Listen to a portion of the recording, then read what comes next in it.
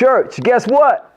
We are good with God. And I'm going to share with you today just how and why we are good with God in today's episode of The Faith Life.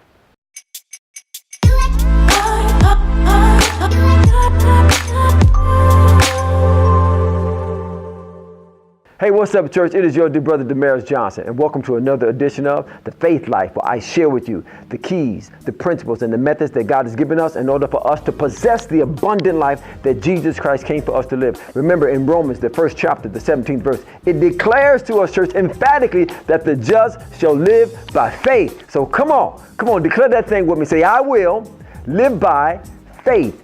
And in today's show, church, I'm going to be sharing with you something that we all need to hear, that we are good with God. Yes, we are. Listen, you're good with God. Say that when we say, I am good with God. Say, God is not mad at me. This is the greatest thing that I deal with on a regular basis when it comes to relating to the body of Christ. Everybody think God is mad at them.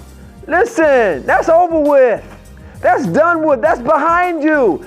God is not mad at you. God is not holding anything against you. God is not holding the things you did 5, 10, 15 years ago against you. He's not doing that. He's in love with you. My God, he's in love with you. Oh, can you get that? He's in love with you. He's head over heels in love with you.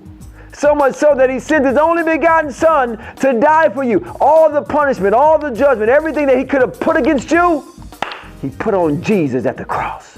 Glory be to God. Therefore, we are now free to be in that love relationship with God. Church, we have this thing called reconciliation that is described to us in 2 Corinthians, the 5th chapter, verses 18 through 21, that we need to believe. Well, Paul reveals to us that, listen, you good with God. He said it like this. He said, we are reconciled. He used the term reconcile. And what that term means, it means to be reestablished or to reestablish a right relationship.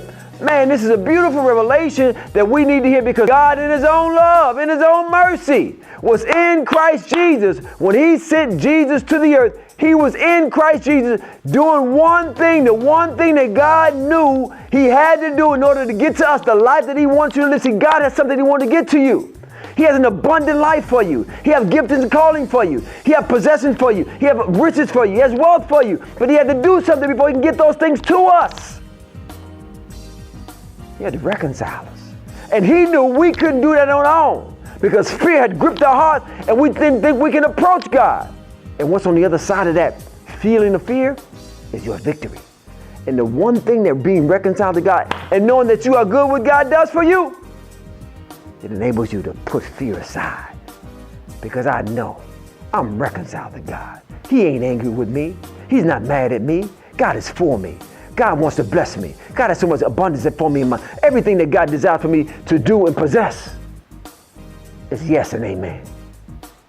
Man, to be reconciled to God and to know it and to believe it is victory.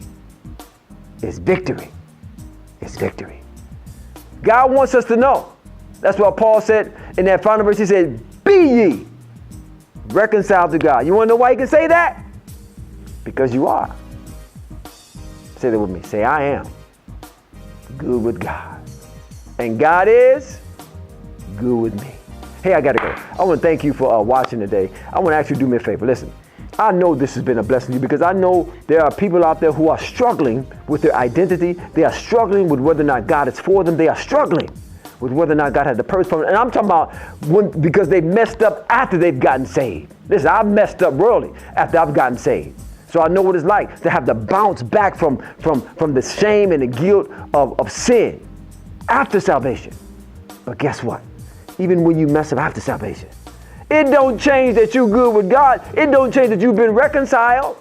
And I know that's what religion would have you to believe. So I know this thing is being a blessing to you, or to be a blessing to somebody that you're connected to. So I'm going to ask you to share, to like, and then I'm going to ask you to subscribe to this channel.